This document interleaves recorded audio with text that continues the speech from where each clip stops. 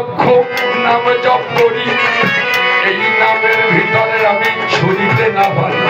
তুমি বসে থাকো, নাম করো শ্রবণ। কারণ কি? এই নামের মহিমায় তোমার মন হবে পরিবর্তন।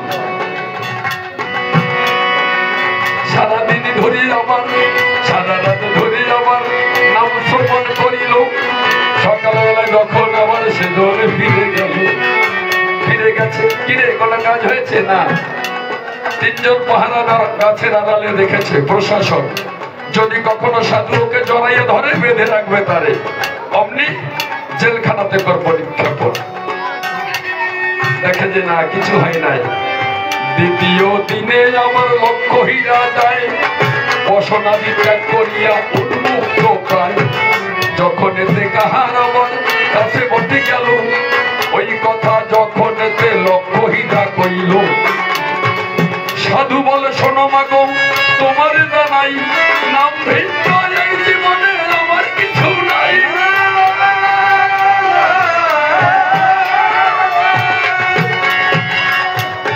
লক্ষ্য হীরা ডেকে বলে, বলি তোমার প্রতি ভালোবাসি আমি, তোমায় দিতে হবে রতি।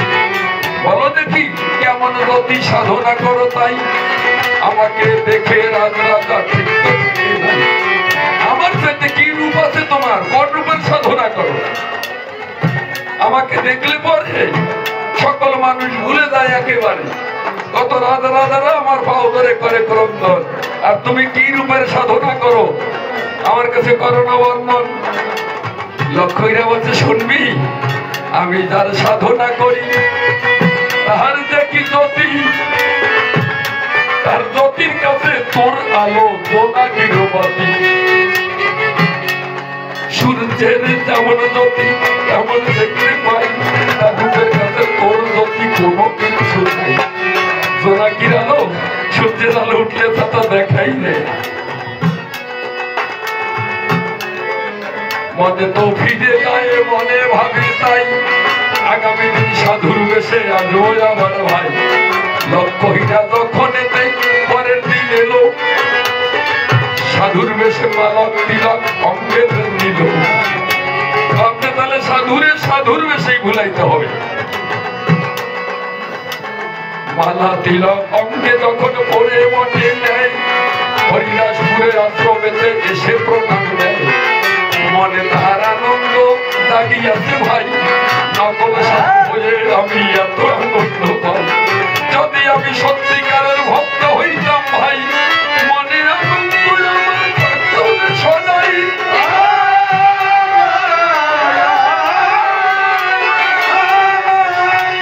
আপনারা ভাবছে আমি অভিনয় করার জন্য নকল পোশাক পরছি। যদি সত্যি সত্যি গোবিন্দকে ভালোবেসে তিলক মালা অঙ্গে ধারণ করতাম, না জানি আরো কি আনন্দ পাইতাম।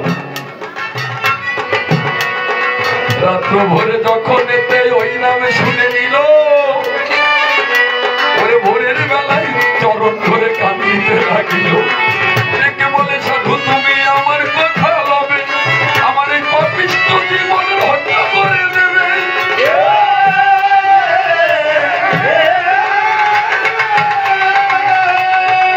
যখন এতে চরণে লড়াইয়া ধরিল, সাধুর পায়ে পড়ে তখন গড়াতে লাগিল। সাধু হরি বল বলে মাথায় দিল হাত, তখন ওর পরিবর্তন অবসর। লক্ষ্য হীরা দয় হরি বলে নদীতে লাগিল, সবাই মিলে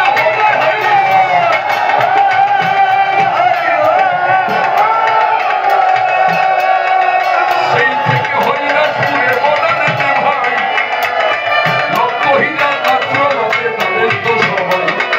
যদি বর্ডারে যান, হরিদাসের আশ্রম দেখতে পান, এখানে এই ঘটনা ঘটেছিল।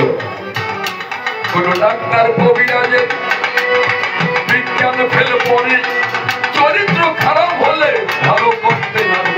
কোন ডাক্তার ইঞ্জেকশন তৈরি করতে পারে নাই। যদি একটা মানুষের চরিত্র খারাপ হয়ে যায়, সেই চরিত্র ফিরাইতে পারে এমন কোন ডাক্তার নাই, বিজ্ঞান সৃষ্টি করতে আজও পারে নাই।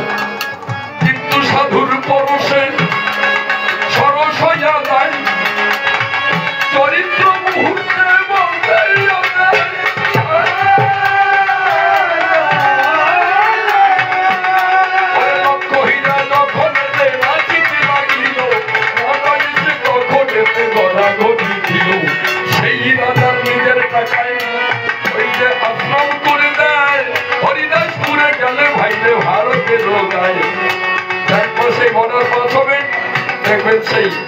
দেশের আশ্রম আছে।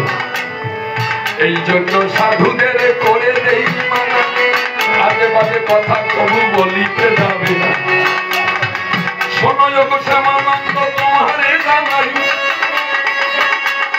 নামেতে কি না হয় তুমি বোঝো নাই।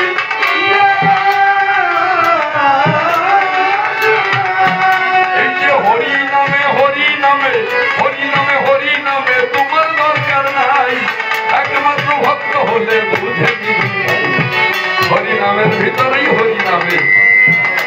নামে নামি অভেদ জানি, তোমার নাইকো জানা, নাম ছাড়া নামি কবু কবু থাকে।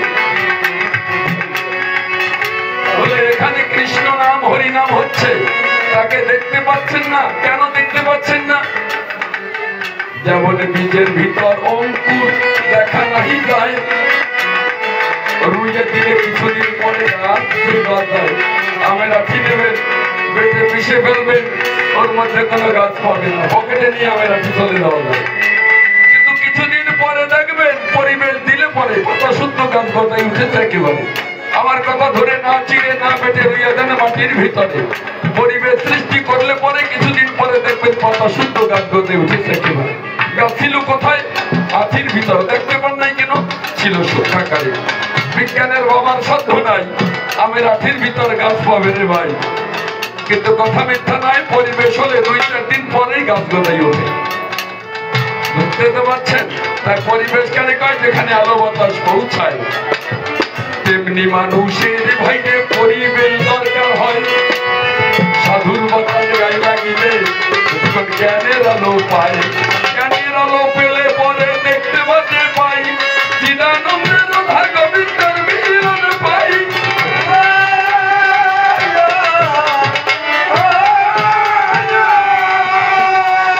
বীজের মধ্যে অঙ্কুর যায় না যেমন দেখা, এই নামের মধ্যে তেমনি নামি যুগল রূপে রাখা। যখন এতে হরি নামে বলিলে সবাই, বলে রাধা কৃষ্ণের যুগল ব্যক্তি নাকি